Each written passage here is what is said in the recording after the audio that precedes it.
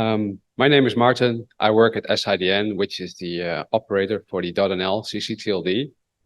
My job is doing research in DNS data there.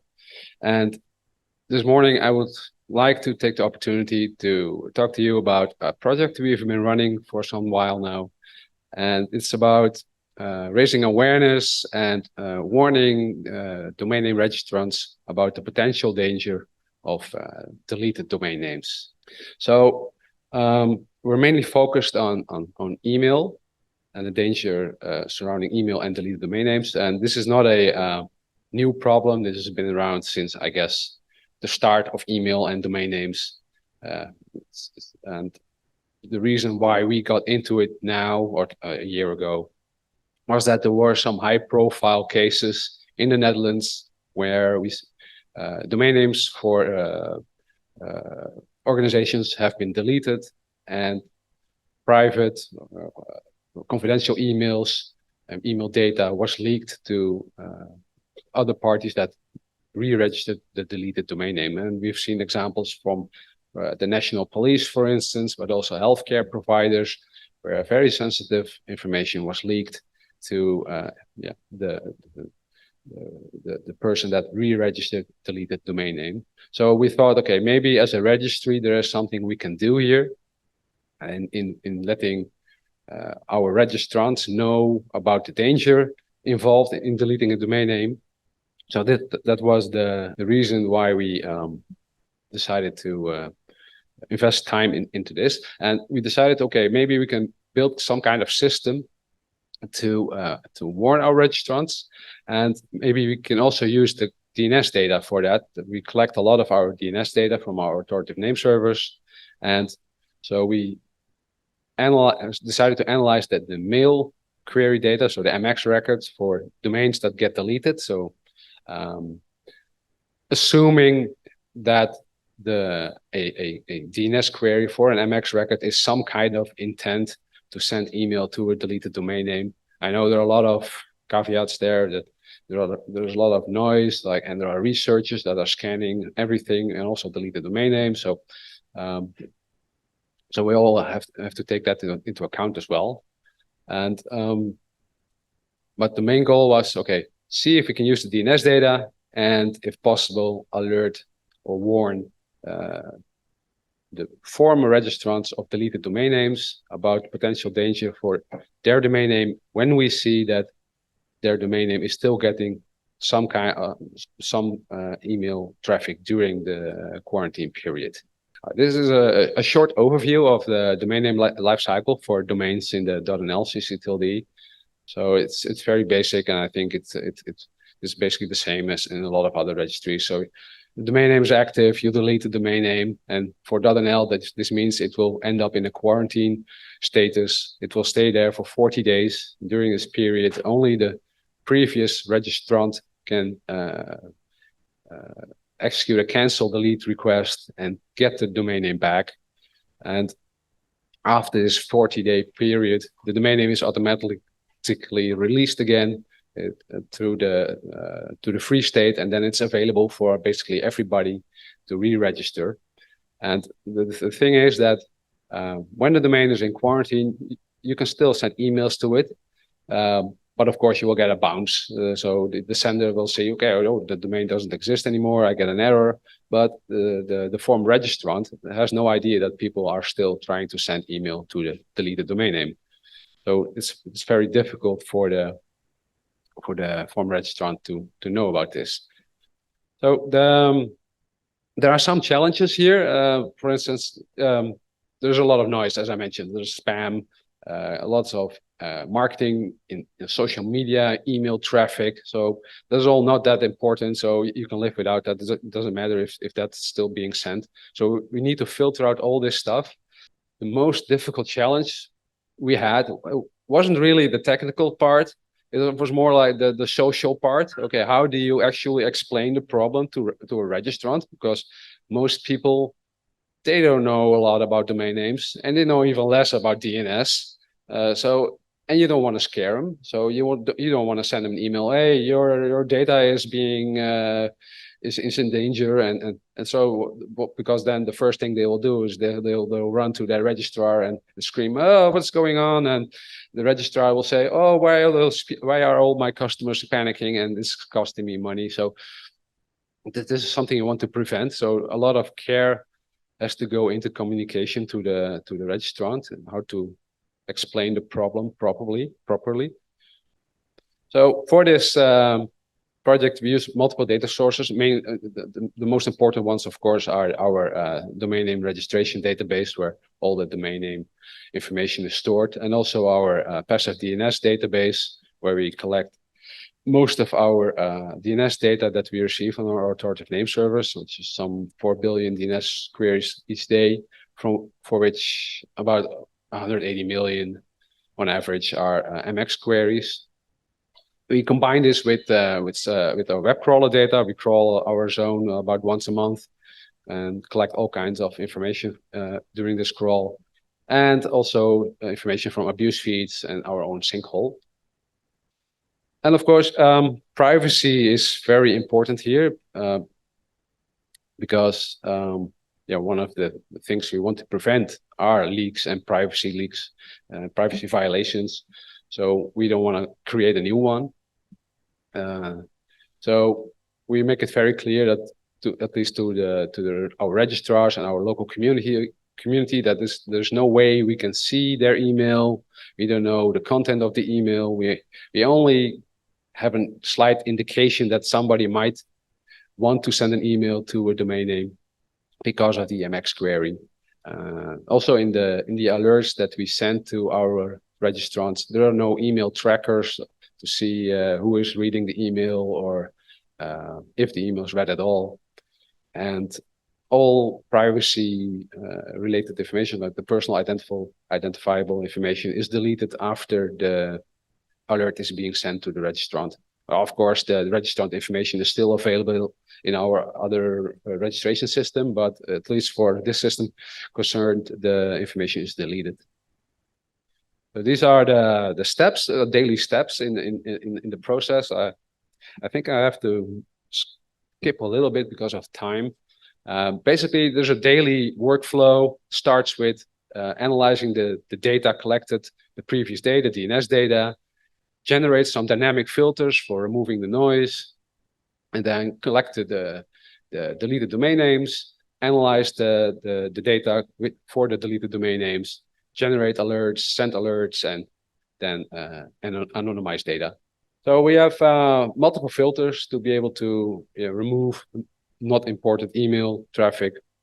Those are basically two categories. We have static filters and dynamic filters. There's like a static filter could be like an ASN list for ASNs that we know are mainly only sending spam or social media related email marketing. And dynamic filters are generated each day based on the traffic of the previous day. And an example would be resolvers that send a very high percentage of NX domain queries. So we see resolvers that have 90, 95, or even more % of their traffic is NX domain. So those are resolvers. So we think, okay, this is something fishy going on. This is not real or normal behavior. So we ignore all queries from those resolvers. And also for newly seen IP addresses, so we don't trust them either. The system doesn't use any fancy machine learning at the moment. It's basically rule-based. We came up with a couple of simple rules for defining risk categories based on the number of DNS MX queries left after filtering. So there are 3 categories. There's a low, medium, and high. And there are some, and those are based mainly on the amount of DNS queries left after filtering, but there are some special conditions. So if we see, for instance, that a domain name based on the content on the website that we crawled before the domain was deleted, if we see it, or maybe it was used for a specific category of use, maybe it's a medical practice or it's a law firm, for instance, then we say, okay, this is a high higher risk category of use. So we bump up the category to a more to a higher risk category. But this is an example of the alert message that we send to our registrants. As I mentioned before, a lot of care went in designing this message. We collaborated closely with our registrars and our registrants when designing this message. Unfortunately, this is a Dutch version of the message, so it might be hard for most people here to read. But the gist of it is that we warn we inform the registrant, okay, we've seen that there may still be email-related traffic going to your domain name, and we suggest some steps that could be taken. We don't say you must re-register your domain name, because we don't want to. This is not a tool for generating new business for selling more domain names. It's just letting people know, okay, there's a potential risk, and re-registering your domain name is one thing you can do. Another thing you can do is just go through your address book and see, okay, who might still be sending me email, and then contacting those people and telling them again, okay, hey, this domain name has been deleted. Please send all future email to this new address. So a couple of those suggestions are in the email. This email is being sent to our registrants. We cannot reach all registrants because sometimes they use in-zone email addresses. So you delete the domain names, no way to reach the registrant anymore. Sometimes they use proxy or anonymization services. It makes it also a lot more difficult. And sometimes registrars don't like the registry directly contacting their customer. So therefore, we also have different modes for sending email for sending email alerts. So mostly we send them directly to the registrant, but if the registrar feels that it would be better if the alert comes from the registrar, which, to be honest, there is something to say for that, because most people barely know the registry. And they might know or might remember somewhat vaguely about the registrar where they registered their domain.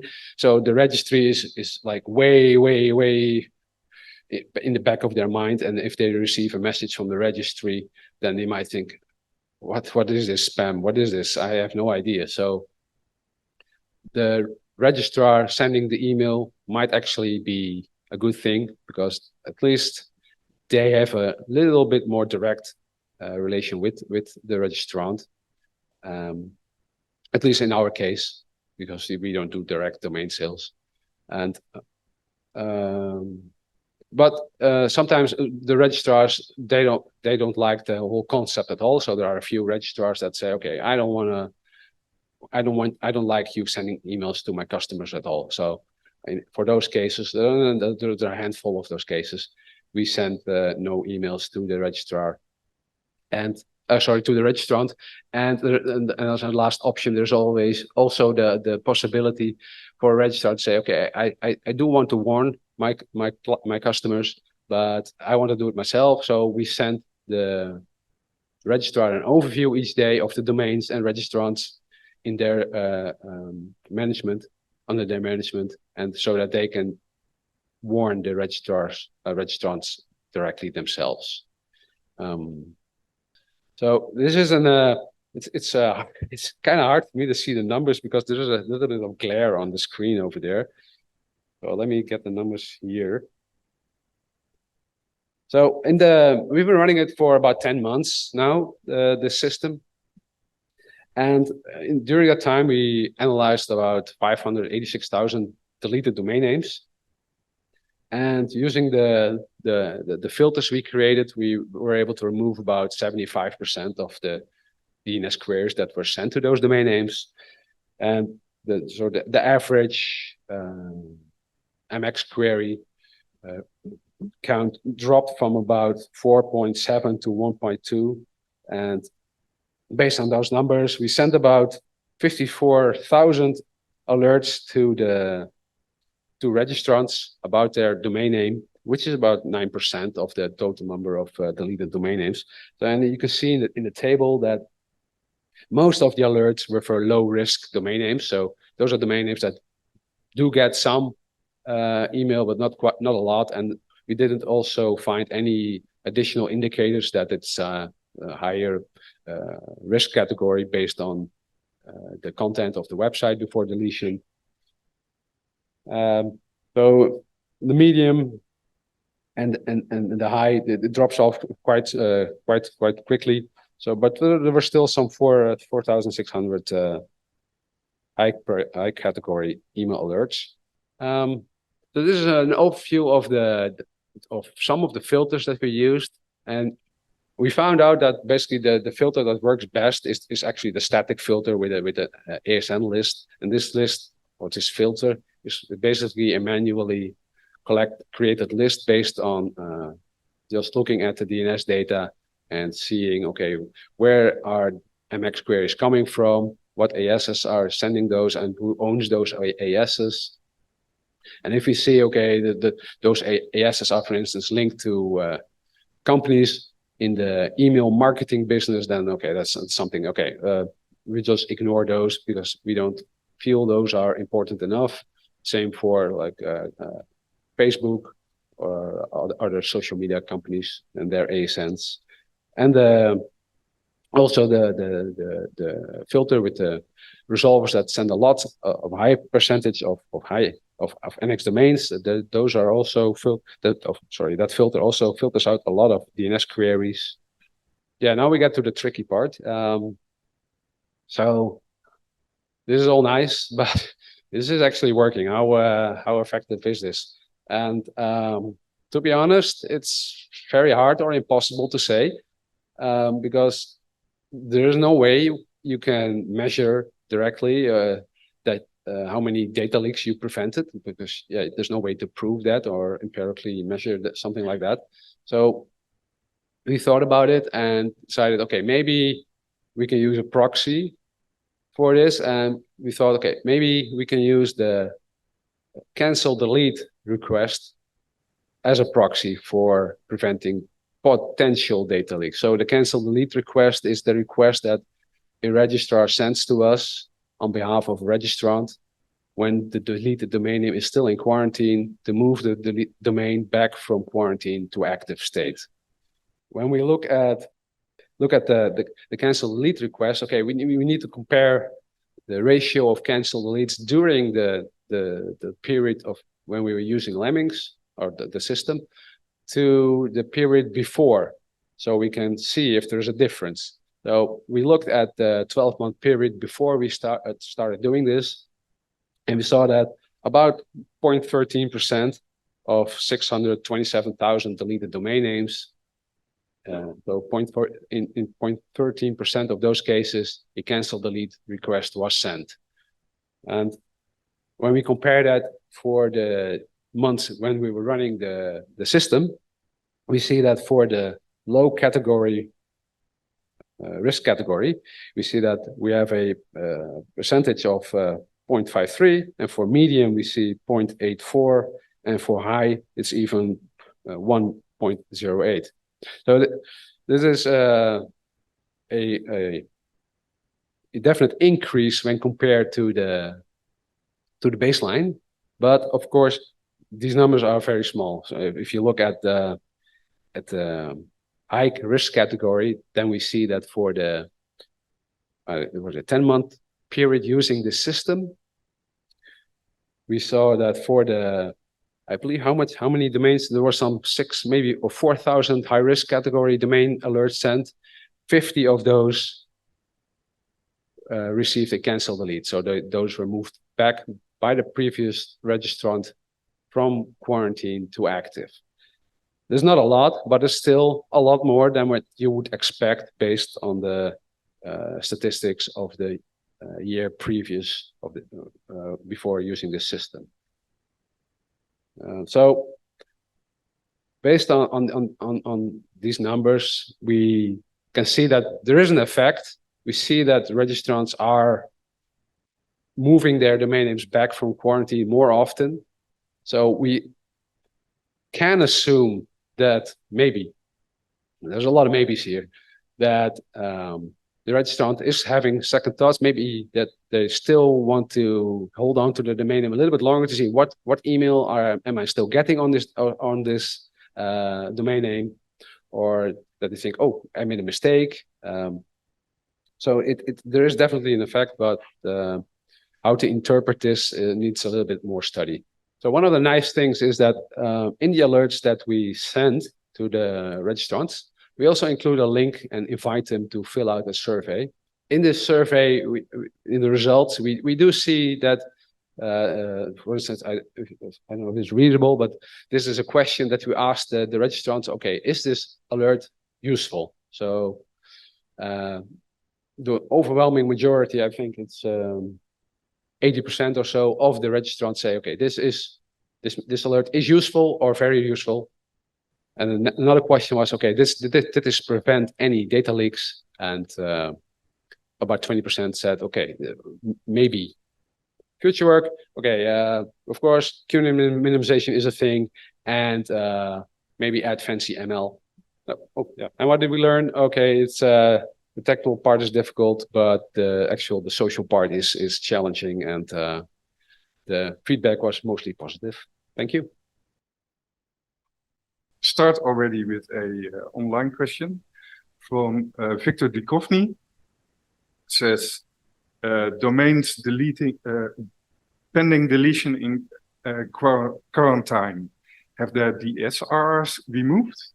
Sorry, you have the what removed? Do the domains that are in quarantine have their DS resource records removed or not? Yeah, they're completely removed from the zone. Completely removed. Yeah, so everything's gone. Okay. Alexander, you want to go next? Thank you. Alex Meyer from Licht.it. Maarten, thank you for the presentation. Very insightful, especially the data about the effects. We did some similar things where we tried to contact registrants. What I was wondering, did you also think about actually offering your customers a sinkhole in that message? So say, if you want us to, we can create some infrastructure that does mail from receipt to order to let you see what people are trying to send to you. Yeah, very interesting that you mentioned this, because this was basically the first thing we wanted to set up, something like a sinkhole and see what emails actually being sent still. But then the legal people came and we had to pivot to something else. And so we decided, okay, maybe we can use DNS. So this, yeah, so the sinkhole thing is interesting and I would have done it, but yeah, it was much too difficult to get approval for this. I thought about it would maybe be possible to do in this two-stage process where you first notify the registrant, then they opt into the sinkhole thingy. Yeah. Yeah. But yeah. Yeah. Ralph Akamai. So one of the questions I had was asked in the last, what was answered in the last slide, queue minimization, that has an impact. The other question I have is, do you actually query the child zone before you delete it to see if it has an MX record? No, we only use passive DNS data. Because if there's, I mean, MX requests can happen all the time without the child zone having an MX record. So exactly. That so could be an easy way to filter out something that is. Yeah. So that would be a good idea for an additional filter. And we actually have this data because our crawler does crawl DNS MX records as well. So that would be a good addition to something like this. Thank you. Yeah, thanks. Okay, I don't see any further questions in the chat that weren't already answered. So thank you, Maarten. Okay, thank you all. For the presentation.